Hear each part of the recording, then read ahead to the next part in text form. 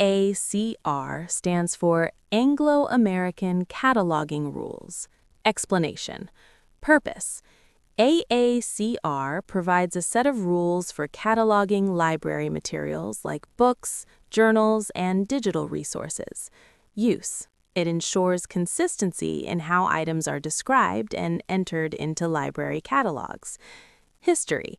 First developed in the 1960s by British and American library experts.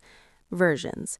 AACR2 is the most widely used version, but it is gradually being replaced by RDA, Resource Description and Access. Simple example.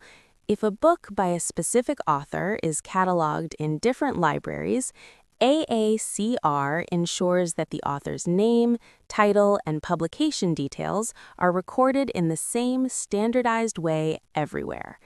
If you want, I can make a short list of important LIS abbreviations with full forms and explanations for quick study. This is very helpful for exams. Do you want me to do that?